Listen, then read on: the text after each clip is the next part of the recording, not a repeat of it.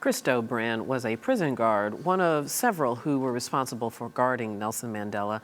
Brand came to Robben Island, where Mandela was held, in 1978 when he was just 18 years old. He was then transferred along with Mandela to Pollsmoor prison, and over the years, he and Mandela actually developed a friendship. Brand spoke to us earlier by phone from Cape Town, South Africa. Before we came to meet him, we was informed we're going to meet the biggest criminals in the history of South Africa. When we landed there, we was sent to different sections. So I've seen these criminals, but I was looking for tattoos on their faces. I didn't see that at all. So I meet those guys, Nelson Mandela, Walter Sisulu, Alma Ketrara, them there.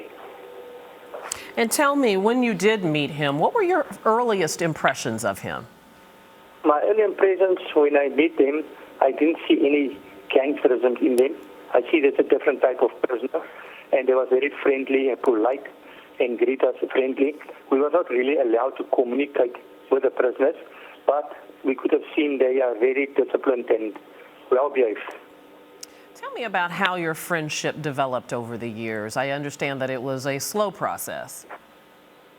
It was, I started working at sections, learning these prisoners, and after a while I worked in a sense office where I censoring the letters, know the inside and outside of their family relationships, and also during the visits where we sit in at the visits, we can listen what they're talking and explaining, and we start understanding what they're in for, what we're standing for, what we were fighting for. And that made me understand that they are different from the normal criminals.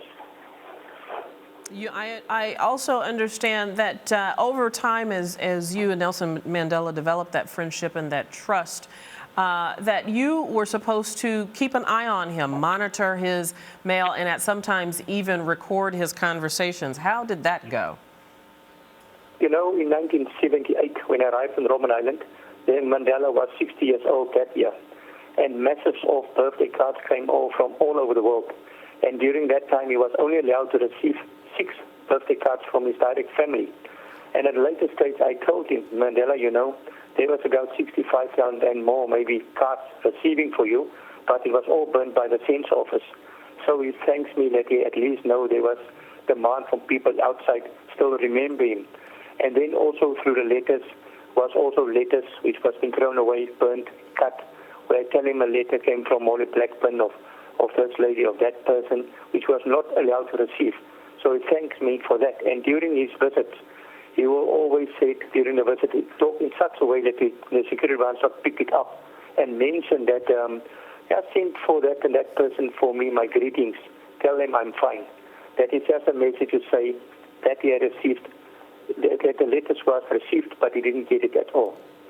Mr. Brand, so much has been said in the last 24 hours since the announcement of Mr. Mandela's death, and even in the last months as we have anticipated his transition, about the force of his personality and his presence, how people were changed by being in his presence. And that had to be so true for you. Your family or Afrikaners supported the system of apartheid. What was it about Nelson Mandela that changed your own heart and mind so that you could even form a friendship and a bond with him?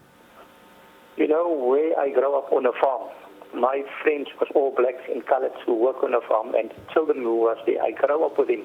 And I was not dishonest, I was disrespectful to elderly black men one day, when my father gave me a hiding and said, they're human beings like us.